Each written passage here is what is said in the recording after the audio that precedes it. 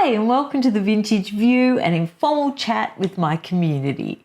Well, I have got something so deliciously juicy for you today. It's unashamedly gossipy, but it's actually from Angela Levin's book, and she's a good journalist, and she doesn't say it is said or sources say, she says it. And usually, they back up what they're going to say. She was following Harry around for a year, and she was writing articles about him for Newsweek magazine, and it turned into a book. And she did several really large interviews with Harry. And she states this, like I said, she doesn't say sources say or someone said, she just states it.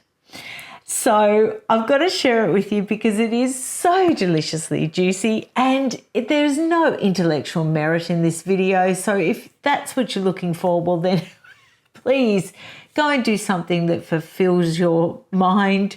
But this is fun, so I've got to share it with you. So when Harry first met Meghan, as you know, they were furiously texting each other in the early days. Before they actually met, they were furiously texting. Well, listen to this. Angela Levin's book, Harry Conversations with the Prince. Right.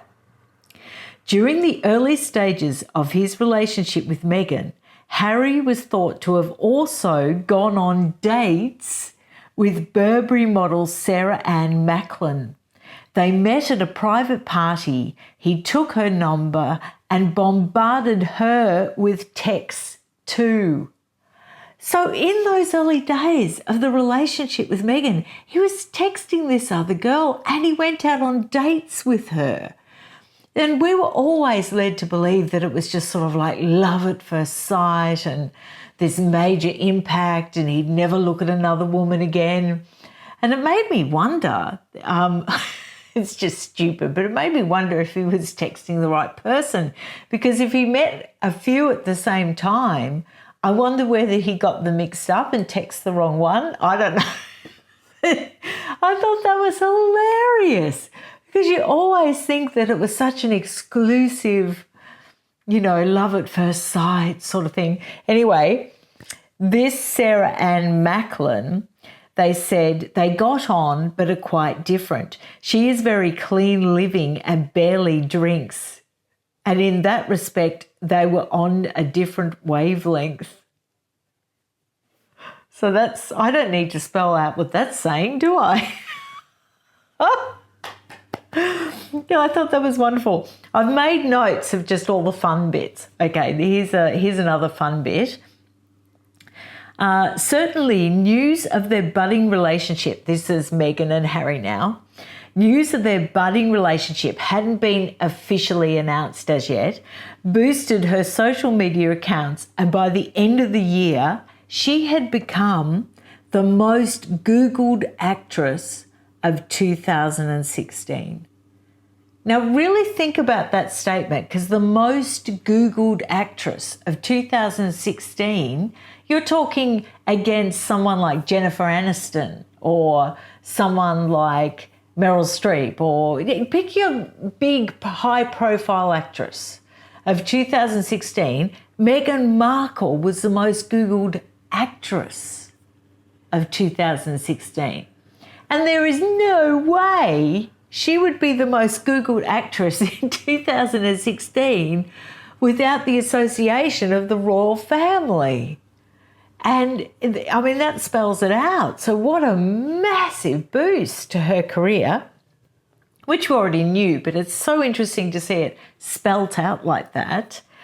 And also Angela Levin said that many of his friends encouraged him to hurry up and marry Meghan, because they said that she might, lose interest and go off, and they didn't want him to be disappointed and lose the love of his life again.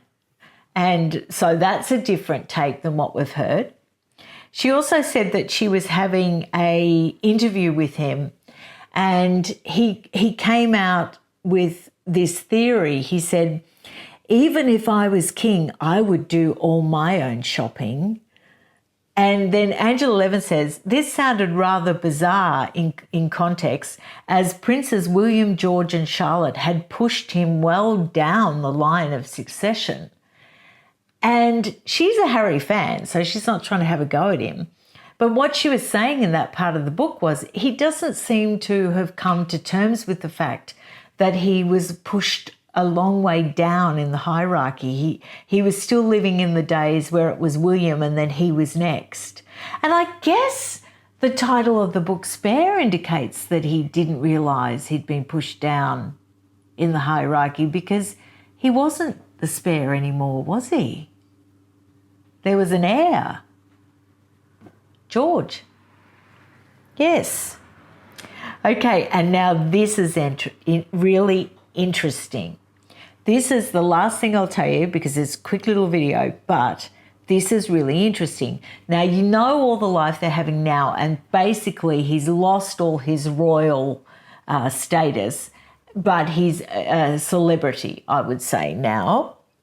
Well, it says here, Harry told me several times he wanted to be ordinary rather than be perceived as a celebrity. He said it's a narrow line, but one he insisted he absolutely didn't want to cross. He wanted his contribution to public life and his sense of duty to be taken seriously. Well, he's blown it there, hasn't he, kids? I mean, no one takes him seriously now. And actually, what work do they do now? Like, other than make money and 1 hour a week at Archwell. What do they actually do now? I've looked up the Archwell website and it's all very sort of vague. You don't really get a solid... I know they helped with vaccine equity. That was clear. But now what they're doing now is not really clear. It's sort of like, mental health and gender equity, but it's like buzzwords, but not a lot of substance. We're not hearing what they're really, really doing other than making keynote speeches and receiving awards. Oh, there's something I must tell you before I go. You know when she said, when she won the award, that you can be a visionary for your own life? It was the Gloria Steinem one, Women of Vision. You can be a visionary for your own life. I looked that up because I wanted to see who else actually said it first. And there was a life coach that was really big on LinkedIn around 2016 who was very popular and just went off on LinkedIn, and it was you can be a visionary for your own life. And she had a whole course and she had ways that you can map it out, and I thought, I bet Megan was sitting there in Notcott looking at LinkedIn and pinching all the best bits from you can be a visionary for your own life. And then it turns up in a speech in 2023. I don't really know, but it's just interesting. If you do Google some of her speeches, it's amazing. It's usually in life coach sort of websites. A lot of her speech snippets come up. I'll see you again tomorrow. Bye. Bye.